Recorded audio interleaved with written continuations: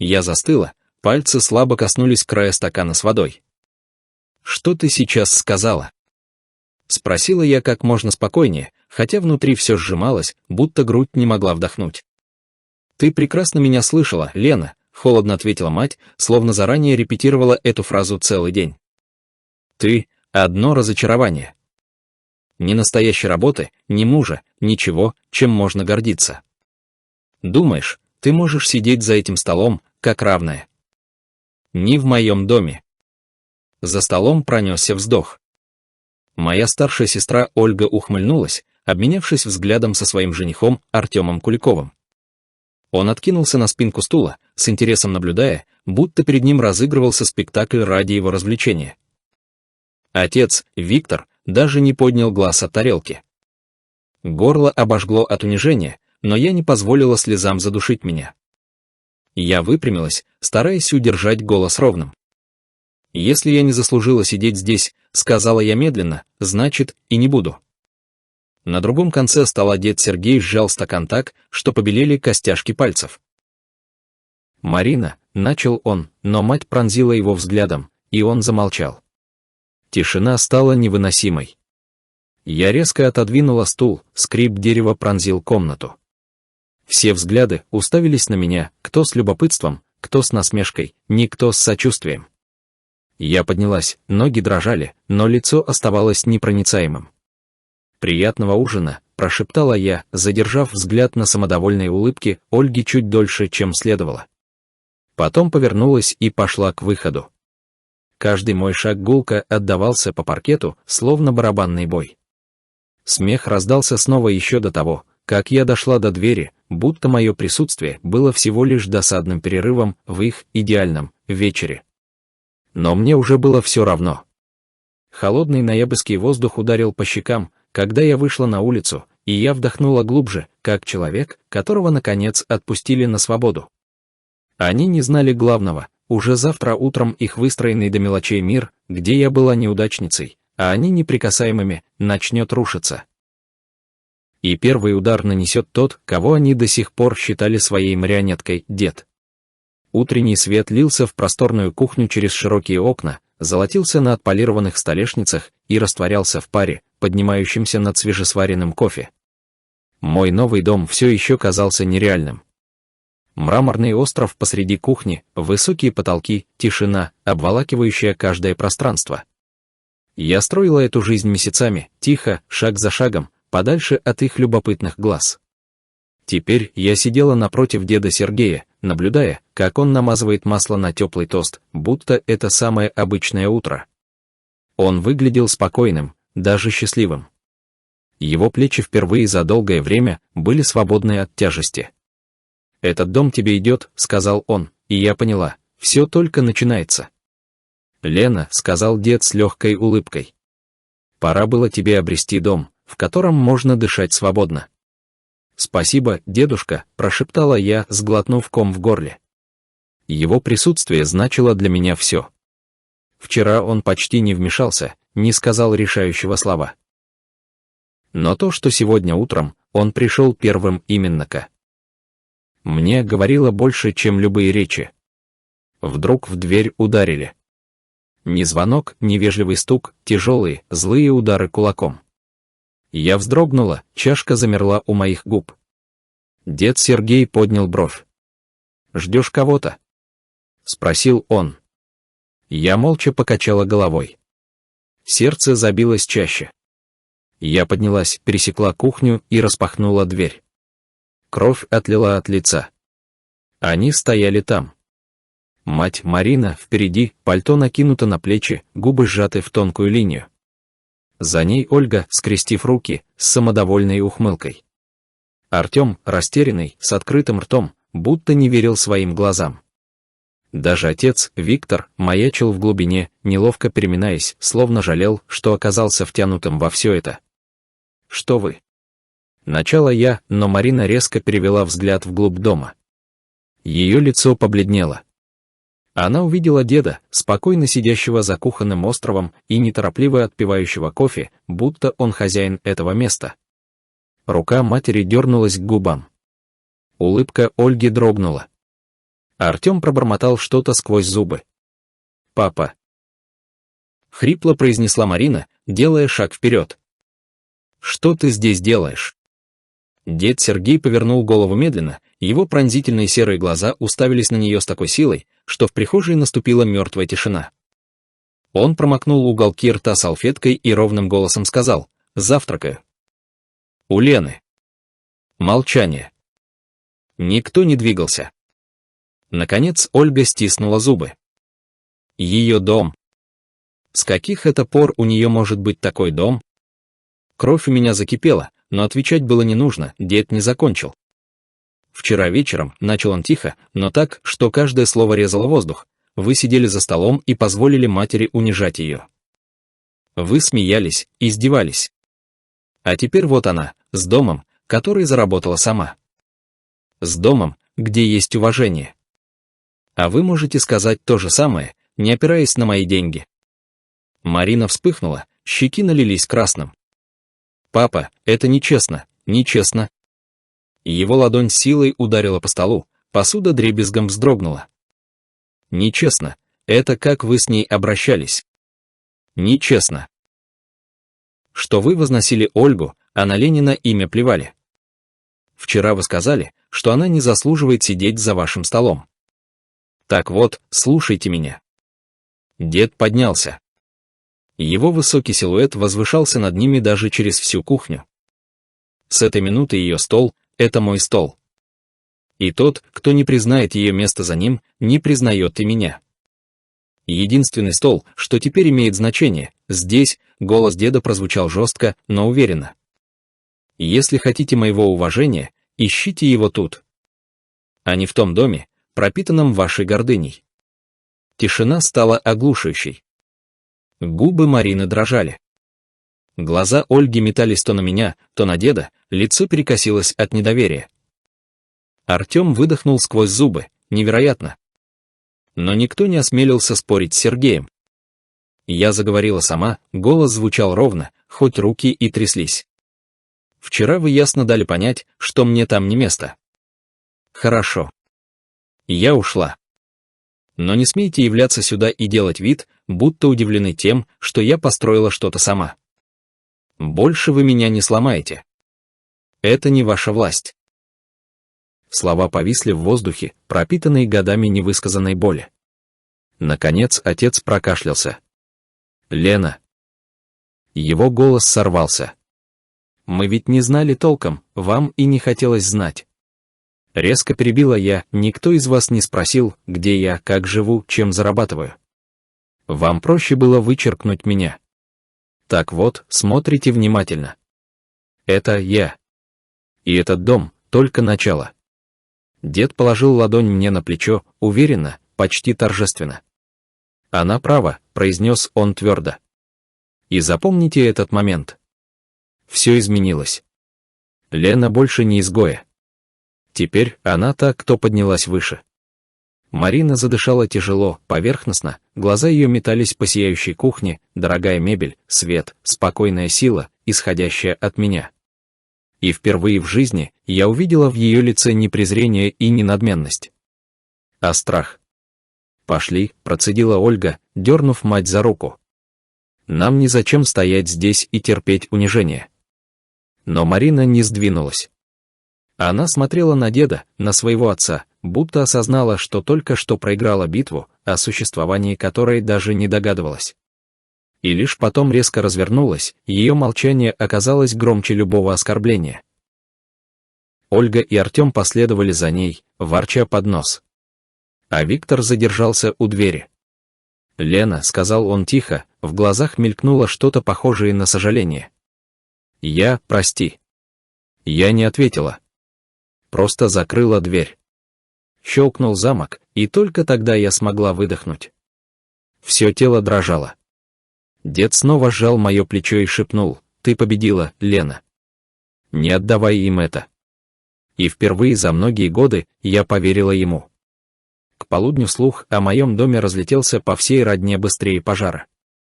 Я ничего не выкладывала, ни одной фотографии, нигде не хвасталась. Но каким-то образом двоюродные братья и сестры, с которыми я не общалась годами, начали писать: «Лена, слышала, ты купила дом». Ух ты! А когда собиралась нам рассказать? Наверное, тебе кто-то помог, да. Сообщения от родственников капали с нотками любопытства и недоверия, будто они не могли представить, что я действительно заработала все сама. Я их проигнорировала. Перед глазами все еще стояло лицо матери тем утром, этого воспоминания хватало, чтобы держаться твердо. Но не все ограничились шепотом. Вечером приехала Ольга. На этот раз одна. Я услышала визг тормозов во дворе, а потом настойчивый звонок в дверь. Не спешила открывать. Она нажала еще дважды, прежде чем я распахнула дверь. Ольга стояла в дорогом пальто, скрестив руки на груди, глаза сверкали злостью. «Красиво устроилась», — процедила она, окинув прихожую презрительным взглядом. «Кого ты обманула, чтобы получить все это?» Я едва сдержала смешок. Не всем нужно переспать с нужными людьми, Оля. Некоторые умеют зарабатывать честным трудом. Ее глаза сузились. Думаешь, теперь ты умная, да? Один красивый дом, и ты уже возомнила себя выше нас. Ты всегда была и останешься жалкой младшей сестричкой. Не забывай этого. Яд в ее словах был привычным. Но на этот раз я не съежилась. Я шагнула ближе, прикрыв дверь за собой. «Знаешь, в чем разница?» Прошептала я: «Вчера за тобой стояла мама, смеялась вместе с тобой. А сегодня дед ушел со мной. И сейчас ты дрожишь, потому что впервые в жизни не держишь ситуацию под контролем». Ее челюсть дернулась. Она ненавидела то, что я оставалась спокойной, не ломалась, как раньше. «Ты еще пожалеешь, что унизила маму», — прошипела она. «Она это так не оставит». «И я тоже», — просто ответила я и захлопнула дверь прямо перед ее лицом. Стучали снова, яростно, в отчаянии. Но я не открыла. Вскоре ее машина сорвалась с места и скрылась за воротами. Позже, вечером, дед позвал меня в кабинет. В камине потрескивал огонь, он сидел в кожаном кресле, лицо его было серьезным. «Они теперь начнут нападать сильнее», — предупредил он. «Марина живет жаждой контроля. А у Ольги оружие, ее гордыня. Тебе нужно быть готовой». «Я больше их не боюсь», — призналась я. «Впервые за долгие годы я могу дышать. И обратно этого не отдам». Дед долго смотрел на меня, затем кивнул. «Хорошо. Потому что есть кое-что, что я должен тебе сказать». У меня сжался живот. «Что?» Он подался вперед. Я пересмотрел завещание. Не собирался раскрывать это сейчас, но после всего, что видел вчера, я не доверяю ни твоей матери, ни сестре. Большая часть наследства перейдет к тебе. Слова ударили, как гром среди ясного неба. Мне? Да, тебе, твердо сказал он. Потому что ты знаешь, что такое борьба. Ты не растратишь все зря. Они слишком долго жили в ощущении, что им все положено. Пора кому-то с настоящим смирением и силой вести семью дальше. Я сидела в тишине, ошеломленная. Столько лет я была невидимой, забытой дочерью. А теперь земля уходила из-под ног у всех остальных. «Но, дед», — прошептала я, — «теперь они будут ненавидеть меня еще сильнее». Он сухо усмехнулся. «Пусть ненавидят. Ненависть бессильна перед честностью. А ее у тебя хоть и отбавляй». Через 2 дня грянул шторм. Марина звонила. Я не брала трубку. Она звонила снова и снова.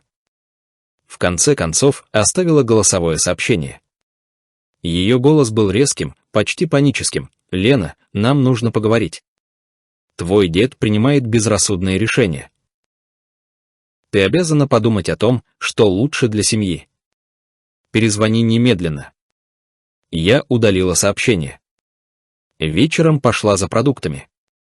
В магазине люди оборачивались, кто-то шептался. Двоюродная сестра, с которой я не общалась годами, прошептала мужу что-то ядовитое и посмотрела на меня так, будто я украла их будущее. И тут меня осенило. Дело было не в доме.